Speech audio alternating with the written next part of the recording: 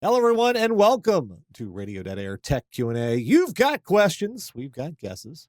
I'm Nash. I've been doing Radio Dead Air for ages. But in addition to that, I'm also an IT professional. With me, as always, my producer, Mike. He is also in IT. If you have tech questions for us, you can always send those to requests at radiodeadair.com, and we will try to put those on for you and see if we can help you out. How you doing this week, Mike? Okay, been a little under the weather, but it happens.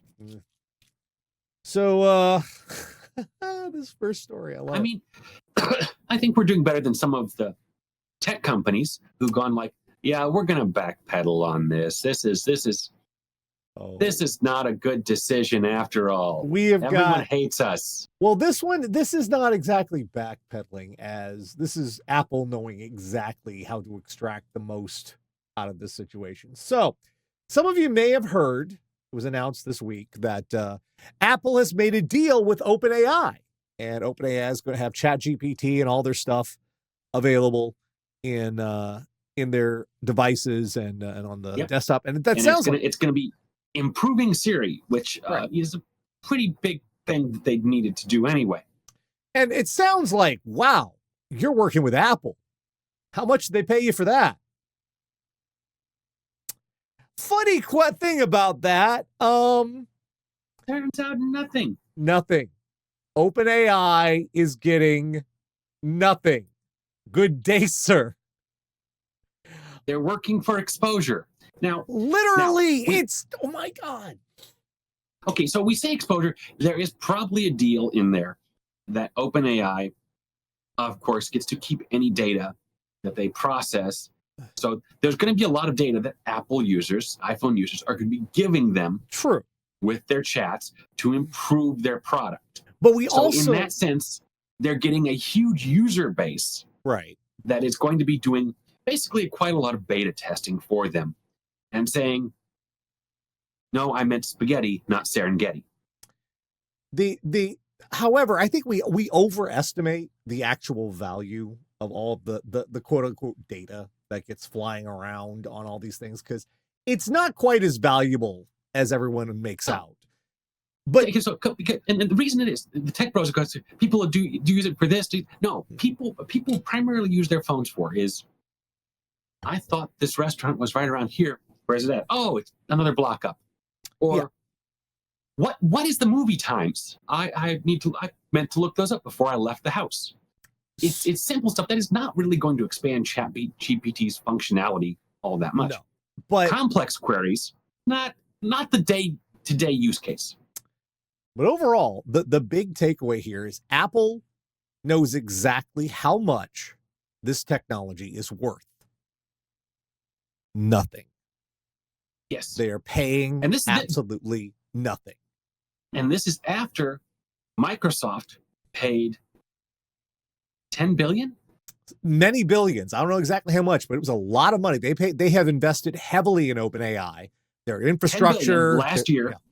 $10 billion last year to add ChatGPT's integration with Azure. Mm-hmm. And now Apple, who's, let's be clear, is one of Microsoft's bigger competitors, is getting it for free. They're getting all the shit that Microsoft paid for nada. If I were C-level executives at Microsoft, I would be a little grumpy right now. Oh, I would be fuming.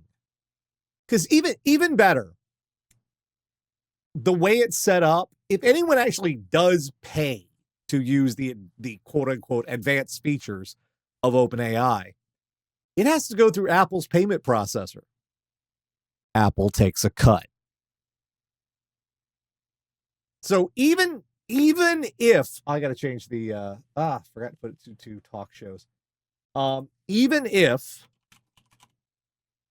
OpenAI does make some money off of this somehow, even if it's still, Apple still gets a cut of it. Yeah. Tim Cook rolled them. Yep. Like hard. I cannot believe it's Tim Apple is a good negotiator. What Tim can you Apple say? is a good negotiator. This is, considering how everyone talks about ChatGPT, it is one of the biggest things that is mentioned when it comes to all this generative AI shit. And yet, It is shit. And yet Apple looked at it and went, we're not going to pay $1. You'll get access to our devices. That's what we're paying you in. Yeah. This also means that unlike every other tech company, like, for example, Microsoft, when this bubble pops, all Apple has to do is a little tweaking, a tiny bit of rebranding, push out a software update, they're out. It's going to cost them an infinitesimal amount of money. Whereas Microsoft is in for $10 billion, they're going to get burned. They are going to get severely. That's a $10 billion tax write-off of some way. Well, they'll probably write it off in taxes somehow. Yeah, somehow. But over multiple years. Apple's fine. This is going to look great on their balance sheet when this is all over. When this actually starts to collapse, Apple will come out of this on top because they have invested almost nothing. So their losses are going to be nil. Everyone else, Facebook and Microsoft and all these other companies, NVIDIA, their losses are going to be rather extreme. But Apple, this is one of the, as much as I loathe Apple. I'm going to be honest with you, Nash. I find it hard to care that That's Microsoft is going to be out $10 billion. I mean, as much as I loathe Apple for a lot of reasons, this is the savviest tech deal I have seen. They took, Tim Cook had Sam Altman's number straight up and down. Yeah. Of course, Sam Altman right now is also has a power company he's trying to roll out to power. Power company. Yeah, power company that he's trying to roll out to power, of course, the vast power requirements for OpenAI. Yeah. Which, honestly, without looking at it in depth, feels like it's just a way to transfer money from one company to another. Yes, it is. And line his pockets. What we could be wrong. Sam Altman owns part of the words alone hurt my head. Nuclear fusion startup. He owns a large share. He's on the board. He owns a large share of it. And he's arranging a deal between OpenAI and a nuclear fusion startup that he is heavily invested in. So he's basically just transferring money from OpenAI, which is already one, they have no product or viable business strategy, to another company that he's involved in that has no product or viable business strategy. But maybe someday they'll make power, and if they do, OpenAI will get it. Maybe. Do you know how far away from actual real nuclear fusion we are? As of 2024, no device has reached net power, though net positive reactions have been achieved. Yeah. What that means, I'm going to explain that. If you take the entire system, they don't have net power. They're putting more power in than they're getting out. Right. But if you take just the reactor part of it, they are getting more power out than they put in. But then you've got everything else around it that says we're leeching off of that and doing all these things, and it's still a loss. It very, very, simple terms. It takes more power to sustain the reaction than it does that you get out of the reaction. Now, I think they did get to one point where they were at equilibrium in one test, where the amount, it was like for a few minutes, where the reaction was putting out enough energy to sustain itself, but nothing beyond that. So it was at equilibrium briefly. We're decades away, maybe a full century from having fusion. I would say a minimum of a decade, maximum of a century. I mean, the physics behind it does work. It's not like this is. There have been some really interesting things. I read some articles on this occasionally with field shaping and such to make it more viable. But I don't always understand what I'm reading, but I read it. Well, let's talk about someone else who is in deep, and that is a pun. So, in case you haven't been following the news for the past few years, Russia is one of the most deeply sanctioned countries in the world, like right alongside Iran and North Korea, because of starting the war. And for good reason. For good reason. You are not allowed to do business. If you want to do business with the rest of the world, you don't do business with Russia at all. This has got to be one of the most bone stupid things I've ever seen. DeepCool is a manufacturer of a lot of cooling products for computers, all-in-ones, heatsink fans, that sort of thing. There's been this arms race, I guess you would call it, between cooler manufacturers. Thermalright, DeepCool. To try to be more efficient, get better cooling for less power, for less landscape effectively, lower cost, etc. Because they know there's a pretty decent market out there for it, even among the must have the best people, because it all trickles down in this case. Well, there's been a race to the bottom with coolers. For Thermalright has been at the forefront of selling these things as cheap as possible. But DeepCool is in on it too, and DeepCool's Assassin has been a good performer. The A620 has been a great performer. Everybody's been like coming for Noctua. They've been coming for the king, as you should put it. Arctic has been at the lower end of things, but DeepCool was caught going through a shell company, apparently, selling to a freight transport company and a PC manufacturer. So DeepCool is in deep shit. Yes, Utaku boy. Yes, exactly. And they were just at Computex with all the other everybody else showing their products at Computex. So what it means by getting on the common high priority list, or the CHPL, means that they can't sell their products in the US. Now, if you were to go to any of the websites that we've mentioned, where you can buy computer electronics, Amazon, Micro Center, Newegg, Amazon, they're still for sale. Don't expect that to last. You could technically be in violation of the law if you were to buy one today. Yeah, you're not legally allowed to buy DeepCool products right now. Now, that said, I don't think the government's going to come after individual users, because this was not the lead story on CNN or anywhere else. It just means they're going to come off the market relatively quick. Yeah. Basically, as soon as people come into the office Monday and start updating the websites and what services are available, they'll stop coming off. I don't know if they're going to be allowed to liquidate what they have to recoup at least the American retailers. I mean, I suspect what'll happen is they'll ship them to Canada and sell them there. Probably, yeah. This is. What the fuck? What in the entire fuck were you thinking? Sanction, Jesus Christ. And one thing that gets me, don't get me wrong, I absolutely agree with this process of sanctioning countries that are doing things that we don't like, such as invading other countries. This list is updated really quickly. There's another list. It's called the TAA. And that is who the government can buy from. Basically, if it's made in the US, we can buy it. If it is made primarily in another country that is on the TAA list, we can buy it. The TAA list doesn't get updated very often.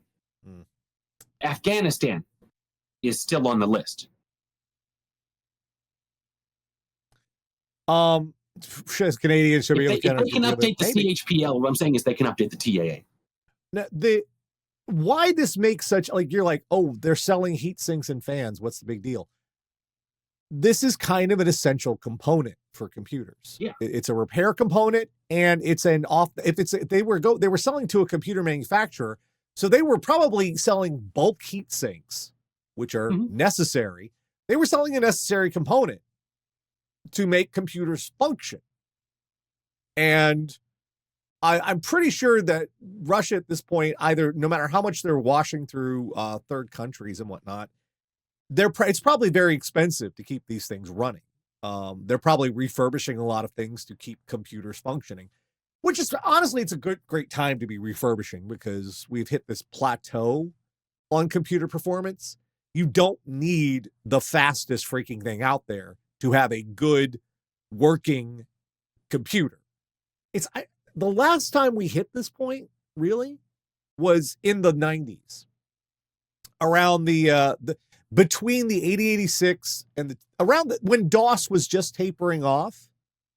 Computers were every computer was kind of at the same amount of processing power, could all do the same stuff. Now we're kind of at that right now. I mean, 10-year-old computers are still perfectly viable for a lot of tasks, and they can use modern operating systems. So refurbishing these systems to keep them running, that's kind of essential for Russia's war effort. Hence why they're in trouble. And hence why we sanction them to try to limit their war effort. Yeah. So DeepCool's in trouble. Now, Thermalright, well, obviously they are going to jump into the vacuum here, but is this going to raise prices very much? No. There's still a lot of there's plenty of other companies that will absolutely fill in this gap quite happily. It's a very competitive space right now. It's more competitive now than it's been in years. Everyone is in the cooling space, and they're at a race to dirt cheap, which is nice. So, speaking of the race to dirt cheap and cooling, this is super neat. Now we've seen a lot of these before. These sort of experimental, project concepts. No, but the fact that Noctua is getting into it, that's interesting. What this is a liquid cooler that does not require a pump. It's a convection cooler. It's based on the idea that it works like a heat pipe in a regular heat sink. The liquid in one side gets hot, goes up to the radiator, cools down, evaporates going up to the radiator. Right. It evaporates. Gets cooled, condenses, goes back down. Yeah. And now, the one thing I have about this, so it's a cycle. So it heats up, goes up, cools down, comes back down. Heats up. Right. So what this means for this model, should they make it on the market, is there are specific orientations you will have to have it in your computer, or it won't work properly. It's going to have to be at the top of your system, most likely. Yeah. That's just something, if people are looking at this, be aware that this is how that's going to have to work. Why this is such a big deal is this is liquid cooling in the same sense. The biggest problem with liquid cooling right now is not the liquid going everywhere. We've pretty much solved that with the all-in-ones. The trouble is the pumps. Anything with moving parts in a computer is vulnerable to breakdown. And if the pump in a liquid cooler breaks down, it becomes freaking useless. This has no pump. This has no moving parts aside from the fans. It's based entirely on the evaporation and the condensation of the liquid inside it. That means if they get this working right, we will have liquid cooling without the need for a pump. It'll stay in your system just like an air cooler will. You won't have to maintain it at all. Zero maintenance cost. Which for a lot of computer users, that's nice for home users, but it's really nice for servers and other critical applications that you can't have a pump going out. You simply can't. So this opens up a lot of options. It'll also be interesting the form factors they'll be able to come up with, because you can put this in a small form factor much easier than you can a regular all-in-one. Because again, the pump is one of the constraining factors. Now, there are some drawbacks here. One of the problems is evaporation. Flexible tubing is always a tiny bit permeable. I think I'm saying the word right. It's always a teeny tiny bit. Or we could go with porous. Porous, yeah. There will be a little bit of evaporation coming from any sort of rubber or plastic or any sort of flexible tubing that we typically use regular materials from. That will, and if with an all-in-one, that's not an issue because what caused the motion is caused by the pump. But with this, it's based entirely on the evaporation and condensation. So if it loses too much, pressure matters. Pressure matters a lot in this setup. Now, one of the solutions for making this work is instead of using flexible tubing, they would have to use solid, which is a bigger problem for. It's a problem for home builders. It's not as much of a problem for pre-builts. Yeah, because hey, yeah. So this is not new technology, but what's new is having Noctua involved. They're a big name with this. They are solid in the cooling space. So if they're working on something, it could be interesting. We're just gonna have to see if they can actually pull something off. But it's neat to see. The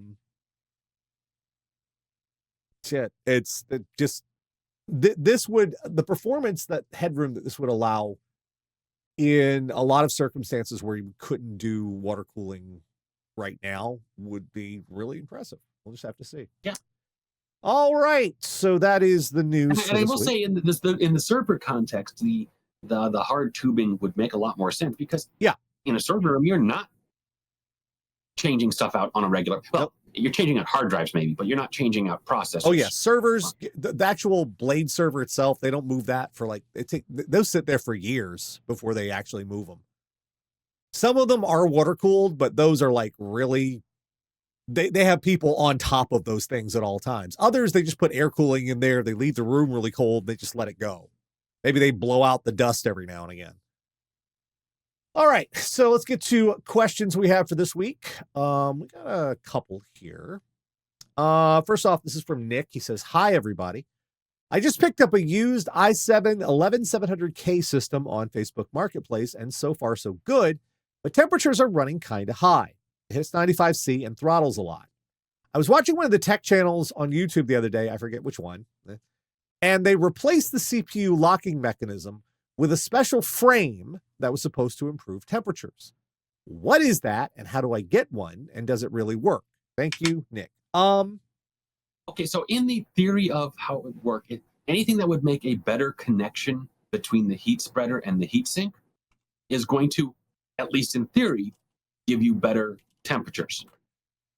Well, but a lot of that's going to depend on the rest of the environment you're working in. If it's a hot room anyway, you might not see anything. Well, I know exactly what he's talking about here, and I think it's going to be a little disappointing for him. What this is this is called a contact frame. I'm pretty sure that's what you saw. And it's not so much it will improve your temperatures as it's fixing a fuck up. This is Intel's fault. This is for their 12th, 13th, and 14th gen CPUs. They made a little mistake. The retention system they have for the CPUs, what clips in and holds the CPU in place, because they only used one arm. I'll see if I can demonstrate this. Let's see if I find a better. Here's a better picture right here. Yeah, here we go.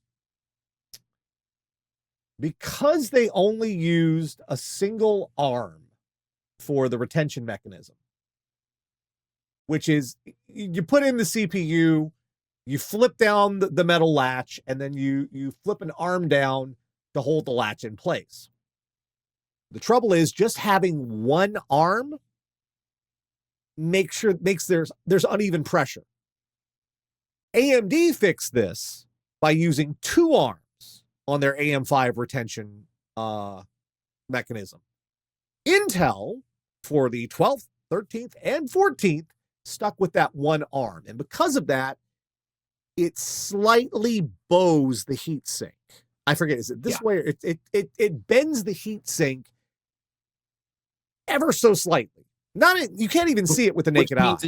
Which means it's not getting as good a contact as it might. Right. It's not making contact with the cooler. Any gap, and the gap will be filled in with thermal paste, but the less of a gap you have between whatever your cooler, your air cooler or your water cooler, whatever the gap between that and the top of the processor, it has to be minimized as much as possible. And having those divots or having it be convex, concave, it screws it up. So what was come up with, I think Thermal Grizzly did this first, and then a bunch of other companies ripped them off, but that's what happens, is they replace the entire retention mechanism with just a solid frame of aluminum to hold the CPU down. And why that's necessary is, why it needs to have some pressure on it is the bottom of the CPU are a bunch of pads, the socket itself are a bunch of pins, and you have to press them together, and they have to be held at tension. If they don't get held at tension, they don't make enough contact and stuff doesn't work right. This replaces the retention mechanism with a solid frame that you screw down. Instead of using an arm, you screw this in place. It keeps the heatsink flat and it doesn't flex. Now, going back to your question, Nick, you'll notice I keep mentioning 12th, 13th, and 14th gen Intel because that's all this applies to. You have an 11th gen system. You have an 11700K. This is not going to help you because this does not apply. There is no retention frame for the 11th gen because this wasn't a problem then. This only became a problem with 12th gen. So this isn't going to fix your issue. However, this is a used system, which I'm willing to bet a couple things you probably need to do. Number one, is it using the stock cooler? Because hell, did the 11700 even come with a stock cooler? That's a good question. Because some of the higher end ones, Intel was like, you're on your own. But the lower end, like the i3, i5, they'd give you a shitty one that would work. I don't know if the 11700 even got a shitty one. Even then, there are aftermarket people who make shitty ones. So, that's for system builders. They sell them in bulk. It's 11700K though. That's the one that could be overclocked. What you'll need to do is, first of all, what you have already, clean it out. Get some compressed air, blast out those fans, take it outside. Take it outside first, because you don't want to breathe. Dust is people. It's people. We got to tell them it's people. You don't want to be breathing in people. So you've got to take it outside, blast it out, and don't let, when you clean out fans, don't let them spin freely. Block the fan from spinning when you blow compressed air through it, or you have an electric duster or whatever. Don't let the air, you love eating your dust. That's funny. You don't want to let the fan spin because you could potentially damage fans when you clean them by letting them free spin. It's an 11700K, so it's a few years older. It's like about 5 years now. Yeah. It doesn't look like it comes with a cooler. Okay. It's about 5 years old now. So what may have happened in that 5 years is the thermal paste could have dried out some. Yeah. What could solve this for you is removing the cooler and replacing it with some new thermal grease. Something like MX4. Is MX4 or is MX5 these days? Or is that MX6? I think it's MX6. That's the affordable one I use. There's some good stuff out there, like Kingpin's got some good stuff. Thermal Grizzly obviously has some really good cooler. But for just the simple cost to performance ratio, I like Arctic's MX6 thermal compound. It's affordable and performs well, which means you can waste it and it's not going to break your, 4 grams of it is like $7, which is a pretty good deal. So I would clean, you need some isopropyl 90% or higher. I like coffee filters for lint-free cleaning cloths. They're cheap. You wipe off you remove the cooler, wipe off the old thermal paste, apply a blob. You can look online to see that people have arguments to the death about the proper pattern to apply thermal paste. Pick one and go to town. You can clean that off and replace it with new fresh thermal paste. That might make an impact. Another thing you can do is look into getting a nicer, bigger air cooler. You don't tell us what cooler you have in there. I don't think that was part of your thinking, but something larger, something with dual 120 millimeter fans, or even 3 if you can afford it. Yeah. Probably what might help you. Let's see. I think you can get a dual tower design for a cooler for $30 or less. It's the number. Let me see if I can demonstrate what a dual tower. Dual tower 120 millimeter. 35. There you go, Ruhr 2. $35 Thermalright Peerless Assassin. I told you, everybody is really cutthroat in the space right now. $35. That is a pretty good deal. That is a nice, here, I'll put it over. Yeah, there it is on the screen. That's a nice performing cooler.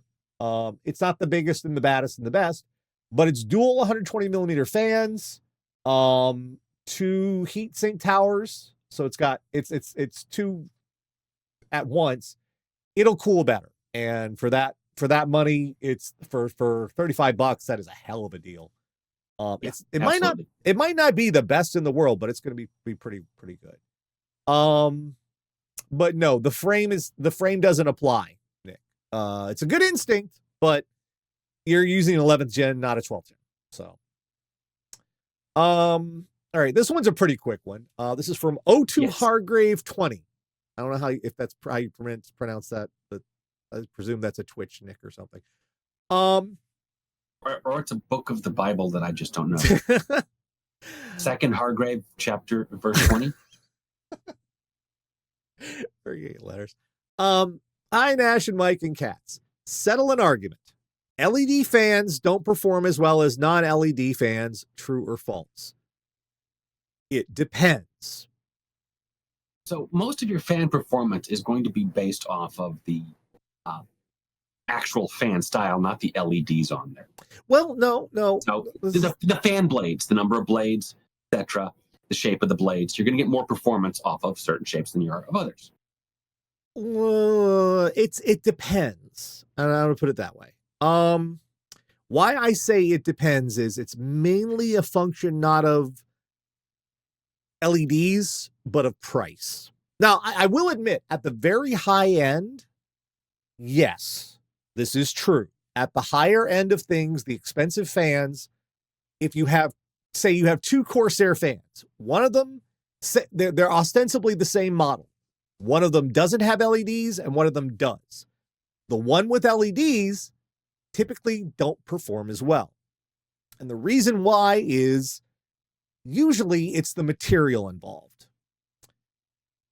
The fan blades for the LED ones are usually clear or semi-opaque to let the LEDs shine through. And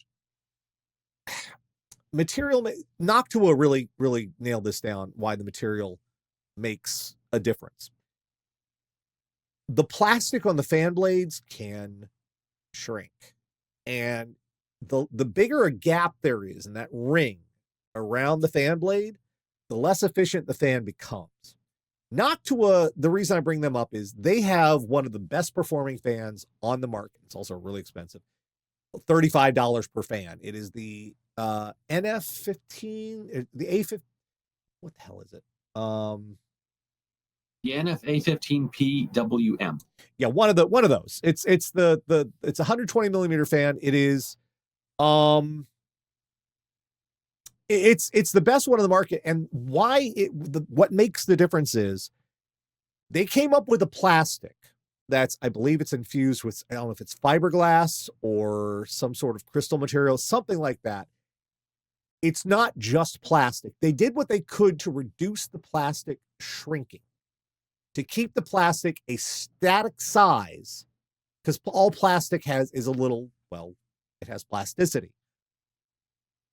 They tried to make a plastic that was light but stable, and it would keep the size to keep the gap between the frame and the fan as small as possible. Those are high performance, high end fans. So yes, when we're talking about $30 and up fans, typically the LED ones do not perform as well. But when we talk about $5 fans, it doesn't fucking matter. They perform about, because they're both using about the same quality of plastic, even if it's opaque, no LEDs. The shrinkage is there, whichever, they're going to have lack of efficiency. So at the lower end, typically, I'm saying typically, it doesn't matter. The only place it's going to matter is if like you're buying the super high end fans where you have the option between LED or non-LED. Like someone with, I don't know if EK is still going to be around much longer, but EK does that. EK has some of their higher end fans. They have them in LED and non-LED. Corsair has them in LED and non-LED. In fact, the only fan producer that doesn't, and I don't know if they're working on it or not, I've heard rumors they are, but I doubt it. Noctua does not have LED fans specifically for this reason. Now, it would actually be relatively trivial for them to put, say, LEDs on the ring where it's not going to affect anything. That sounds dirty. Yeah. Who else? Fantex, Lee and Lee. There's a couple others at the high end of things. In fact, Fantex has the other super high performing fan right now. Not because of any, special plastic, although they probably do use some. It's because they've made, instead of using the typical 20 millimeter thickness of a fan, they increased the fan to 25 millimeters, and that got an extra performance boost by making the fan slightly thicker, extra thick. Yeah. Because you can have a bigger fan blade then too. So it's moving significantly more air. The only downside is it won't fit in every single case, but the ones it does fit in, you get a boost out of it. So yeah, it's typically it's depends thing, but it's more of a truism. The more expensive the fan is. The cheaper fans, it really does not matter. You can get an Arctic A12. Those are like $5 each. Those perform really well for the money. And if they haven't, between them and the LED versions, it's not going to be noticeable enough down there at that price range. It's typically when you go the higher the price, then it starts to become noticeable because that's when they get really heavily engineering into the fans. That's the distinction. So, okay, next one. This is from Michelle in Oakland. Nash and Mike. My laptop is on its last legs, but we really don't have a lot of money to go around in my household right now. I was looking at Best Buy's website and I saw this. I'll put it on the screen over here. Let's see, put that on the screen there. And it seems too good to be true. Is this kind of Chromebook a good replacement for a Windows laptop? I don't do much, if any, gaming on my laptop. We just use the PS4 or Switch. Mainly, I need something I can do my classwork on and Zoom and stuff. Well, I'd say yes, asterisk. A Chromebook is an ARM processor. Essentially, it is a really super fancy smartphone. It kind of has the underpinnings-ish of Android. In fact, a lot of Chromebooks can just run Android stuff. But it's weirdly enough, it uses Chrome as its OS.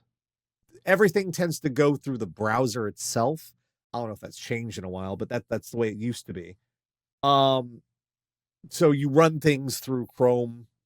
As I do know, some applications are available. You can get Office and other stuff available for it. It's still going to have some issues with speed to a degree. Yeah. And with the amount of memory on there, it's not going to handle big applications at all. This is a 4 gig memory. So it only has 4 gigs of RAM. Only has 64 gigs of storage. I don't know if it mentions SD storage. Does it have external storage? I mean, it'll probably use a USB drive. Let's see. It's not a touchscreen. That's another thing. That's also an issue if you want to run Android stuff on it, but I don't think you really do. Does it have external storage? It has USB ports, USB-A, USB-C, all that stuff. Has Bluetooth. Front-facing camera. It's got a camera. That's fine. Oh, it does. It's got a micro SD. It has an SD card slot. So yeah, it does have external storage. That's not as big of a deal. The RAM, however, you can't upgrade on this. The RAM is the RAM is the RAM. For $130, it's not bad, I'd say. But I think the shortcoming is going to be if you try and do a bunch of different things at the same time. That's going to be the shortfall, because you won't be able to keep a bunch of tabs open at the same time. You won't be able to run a bunch of applications at the same time because you only have 4 gigs of RAM to store stuff in. Taco Boy says, I wonder if this person qualifies for PCs for people. For $200, they can get a good refurb laptop. Maybe. Yeah, that's something to look at. I would also look to see what they have in refurb laptops just in general at Best Buy. Sometimes they have some good deals. Sometimes they don't. Chromebooks aren't a terrible idea. They're limited. They are real. Chromebooks are they're essentially tablets with keyboards. Yeah. Whatever limitation you'd have on a tablet, and I've got that little 150 one I won that it's got some limitations. Do you know, weirdly enough, just side note, a limitation I found I wasn't aware of. Do you know that not every device can use Google AR? I was not aware of this. Augmented reality. Okay. Yeah, not every device is compatible with augmented reality. I was not aware of that. So if, like, I've been playing some Pokemon on it, and it can't do that thing where it turns the camera on and puts the Pokemon in it can't do it. It's not compatible with it. It's not a deal breaker. I mean, I can still use the game, but I can't use the AR function. That's weird. I didn't know that was possible. Raritor says, also note this is Asus. Consider they've been about customer service and warranty support lately. Yes. Although I will say Gamers Nexus has been stepping on their throat about it, which has been really funny. Yeah. This is not terrible, but it's not great. This is going to there will be limitations you're going to butt up against. And you will notice them. So think of this as like a really fancy smartphone, but not that fancy. It's about what you'd get for a $200 smartphone. That's what you're looking at here. That's if you price Chromebooks the same way you consider pricing a smartphone, that tells you about how well it's going to perform. So while yes, they do have these cheap Chromebooks for this was originally $300, and I guess because they stopped making it, I must be on clearance on something. But think of how well a $300 smartphone performs. And I don't mean like a late model one. I mean a brand new $300 smartphone, which you can find. Just think about how those perform. That's about what you're getting for your money here. Yeah, I would look at it. Let's see. Let's go laptops. Let's not look at the Chromebooks. Let's see if they have any refurbed regular laptops here that I would. They do have an HP ProBook at $300. That's 16 gig. 100 extra. Let's see. Price low. I'll put it on a Windows laptop. Let's ignore the Chromebooks. Okay, there's that's not available nearby. I don't know if it's unavailable. Well, keep in mind, you're not available nearby is not going to be the same as hers. Yeah, that's true. That's true. All right, here we go. This is not fantastic, but for 150, 160 for there's a couple down there for the cheaper end of things. There are some Celeron, which are not, again, they're not going to be doing the fastest, superest things, but they might be viable and they will be running Windows. So the compatibility would be a lot higher with applications. They're not going to be doing fast. You're definitely not doing gaming on a Celeron. But yeah, that's actually not a bad deal overall, considering it's on clearance. There's a $160 HP laptop. Yeah, it only has 4 gigs and a Celeron, but it is Windows and it is x86. So it's going to have some wider compatibility. There's an Acer that's on refurbished. It's also a Celeron. It's 160. You can find some stuff down around that. Chromebooks shouldn't be your first. They do have limitations. Let me put it this way. If you're a high school student and the school is issuing Chromebooks, which my local high schools do, for student use, that's fine.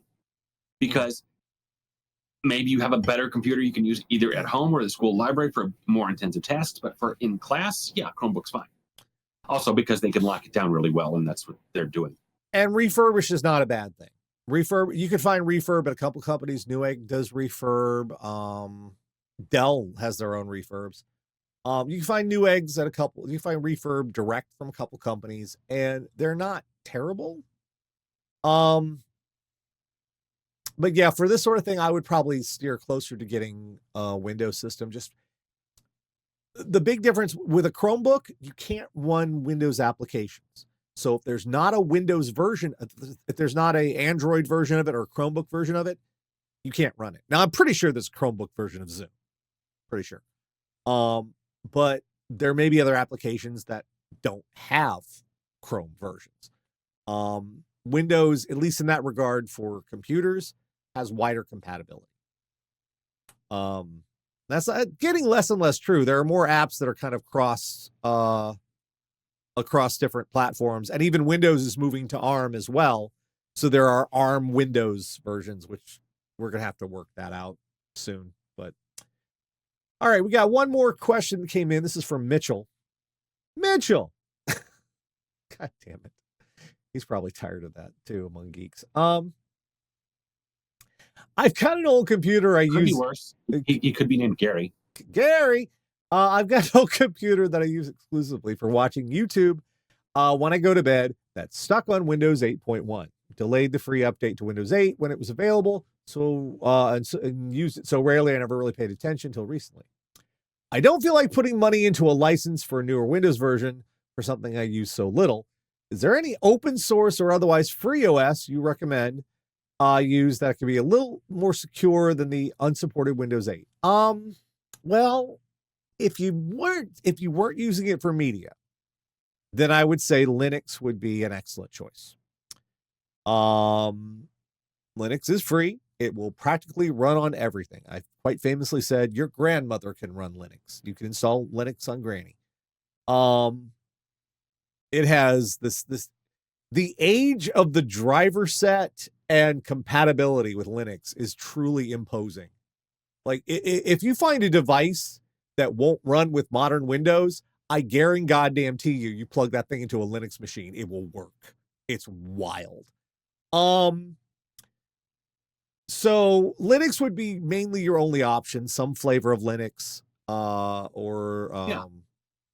would say Ubuntu Linux, and you can install Flex on that without too much difficulty. The hitch here, and considering Chrome has gotten better about this, it's not as much of a hitch as it used to be.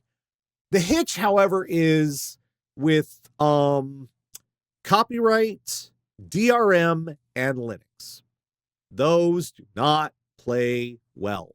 Heck, early HDMI had problems with Linux because of the way it worked. So say you want to run something like Netflix or Disney Plus or whatever, one of those services. Number one, you're going to be stuck going through the browser, which for a lot of them, browser's the only option anyway. For another, I don't think you care about 5.1 surround sound. So that's not a big deal anyway. But it depends on how Chrome does. Now, I know they've come a long way with that, so it's not as big of a deal as it used to be. But you may run into situations like specifically Blu-ray. Blu-ray on Linux is a mess. Because while you can operate the hardware on Linux, the playback mechanism, you're going to be paying for that somehow, if one even exists for watching Blu-rays on Linux.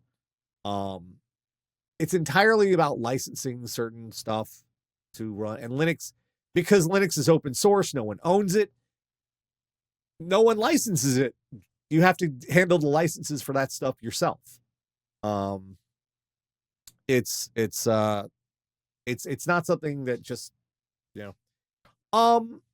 however, it probably, in a lot of regards, depending, I would look into what you want to use, what you want to watch with it, but in a lot of regards, it'll work just fine. Linux is beautiful on older hardware because it doesn't care. Like Mike mentioned, Ubuntu is a great distro simply because it's easy. Yeah. They also have their own app store kind of thing, which used to be one of the drawbacks of Linux. Was like it's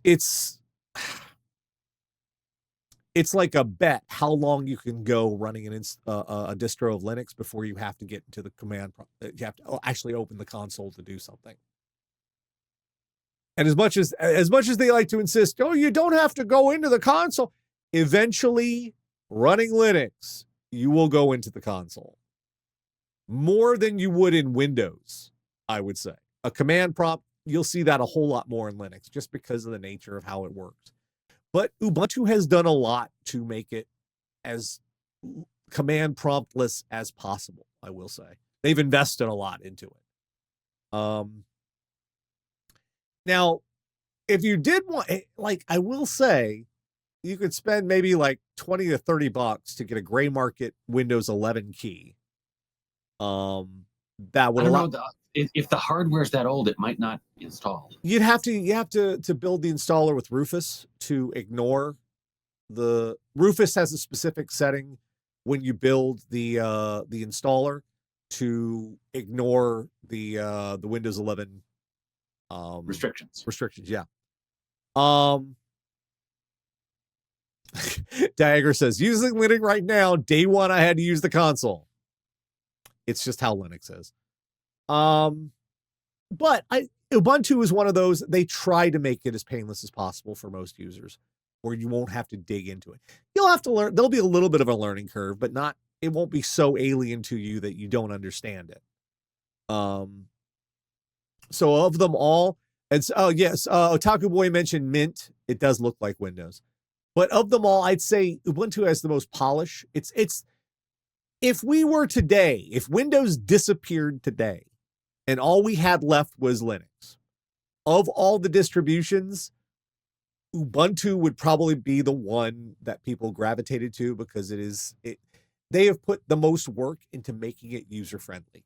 That's the number one issue with Linux is for other. The number one issue for Linux is it's not user-friendly for a lot of people. The number two issue is DirectX. Yeah. The number three issue is Adobe. And the number four issue, I guess, is graphics drivers. But the top of it all, of them all, Ubuntu has invested as a foundation. It's a nonprofit, if I'm not mistaken. They've invested enough into making Linux viable and available and something that people can just jump into and use. It's the easiest of the options. That doesn't mean it's easy. It's just the easiest. Of your options, try Ubuntu.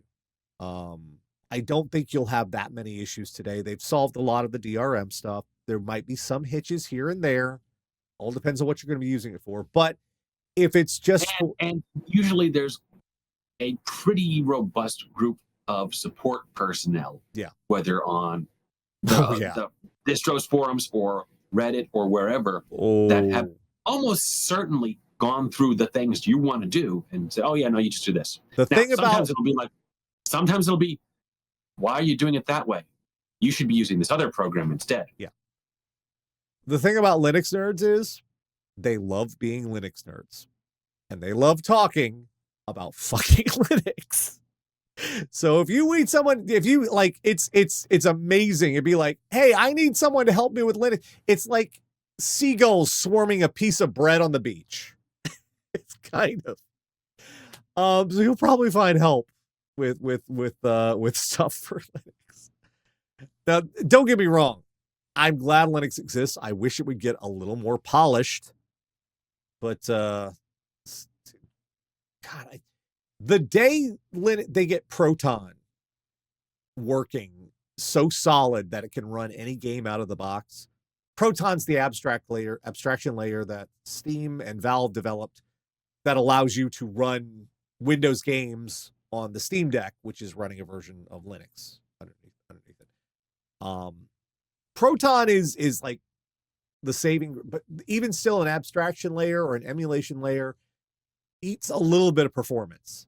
If they can shrink that a little bit more, and God, the day we can just say, fuck you, Windows, because God damn. So anyway, off on a tangent. Ubuntu is the answer. There you go. Ubuntu is what yeah. Mike is correct. Ubuntu is probably the I mean, one. a few years ago, I might have said Red Hat, but not now. Oof, Red Hat, man. They were well, they're still kind of, as far as certifications go, they are the gold standard, but In a corporate or government level, absolutely, you're probably going with Red Hat. yeah. But for home users, it's gonna be Ubuntu. That's just the. All right, I think that's it for this week. That is. Yes, that is it. Oh, hold on, never mind. There's one more. This is from Shane. Late comer came in here. It's from Shane. It says, "Greetings, one and all. I've recently come into some money, and among other things, I am looking to get a new desktop computer. Fortunately, I lack the technical know-how to build one. Do you have any recommendations for a store-bought PC that can handle audio video editing as well as casual gaming within the price range of $500 to $1,000? Ooh. Okay. Let's see what to look for that sort of money. Well, I go to, if you have a Micro Center nearby, that's a good first place. Yeah. Micro Center will help you with that, but not to just pawn it all off on Micro Center. I would. Between $500 is probably going to be out. For what you're talking about doing, you're probably going to be closer to $1,000. For that money. Ryzen 5000 series CPUs and systems will be more affordable because they are a generation back. However, understand they are a generation back. They are upgrade dead ends. If that matters to you.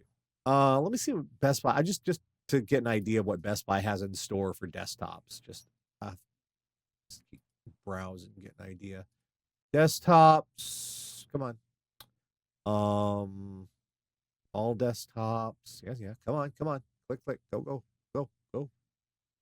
I'm going to put it as Ryzen 5 because we're talking. Ryzen 5 would do. It's not the super fastest, but it will do fairly well. And yeah, there we go. All right. Yeah, we're already in the $800 territory on Ryzen 5. Let's see. Video card. You're limited to.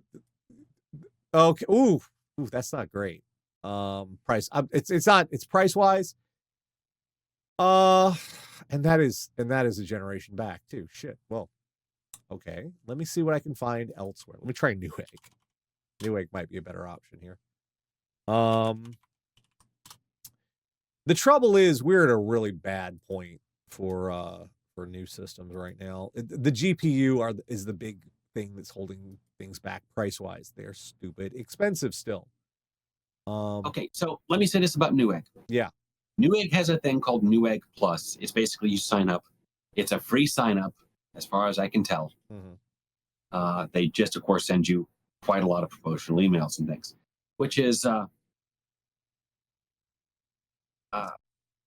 not that different from just buying something from Newegg. They send you a lot of promotional stuff. But they include member discounts. I'm looking at a system right now that is $1,200 but with the member exclusive price, it's $10.99. Yeah, and it's not like when you have to jump in on. And actually, I found something really good right here.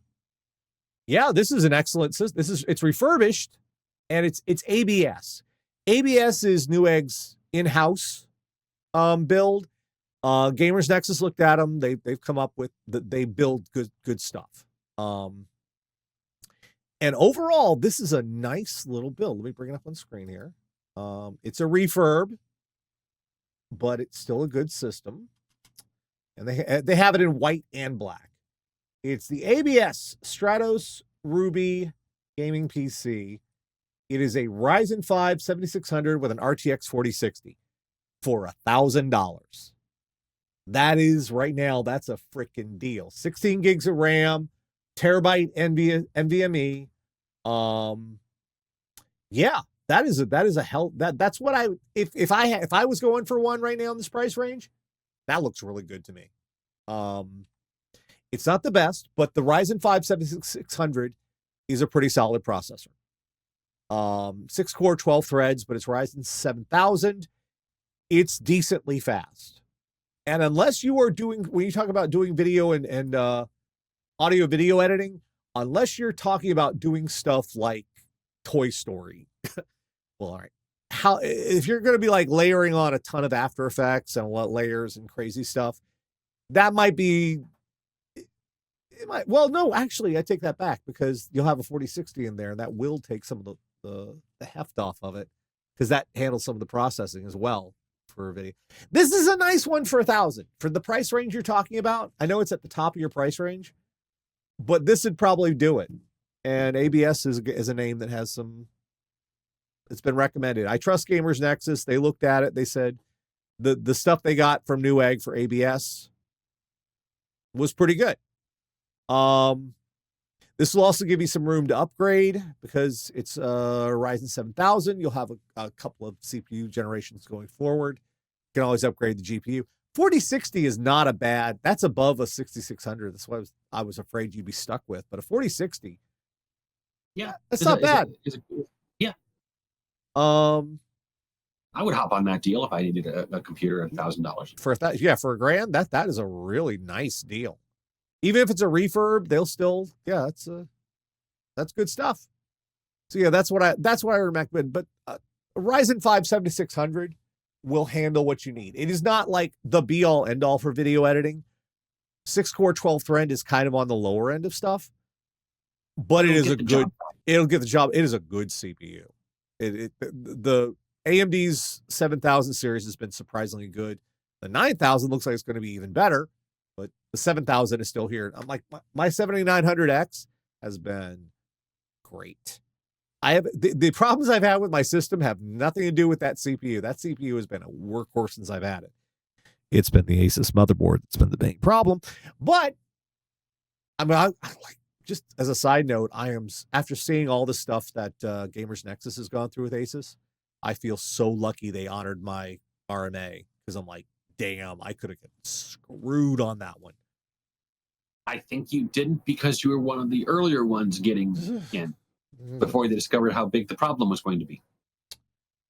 All right, so yeah, could I put that on the screen? Yeah, that's the that is it. It's that ABS Stratos Ruby gaming PC. That's on Newegg. It's not a bad one. And because it's Newegg's house brand, and it's going to be backed by Newegg. So if there is a problem, they have been really good on customer service historically. All right. That is going to do it for us this week. Folks, we'll be back next week, 9 p.m. Eastern. If you have tech questions, please send them to request@radio.air.com, or if you're seeing this on YouTube, leave it in the comments there. And we can get to them for you there. So until then, we'll see you next week. Have yourself a good one. Take care, everybody.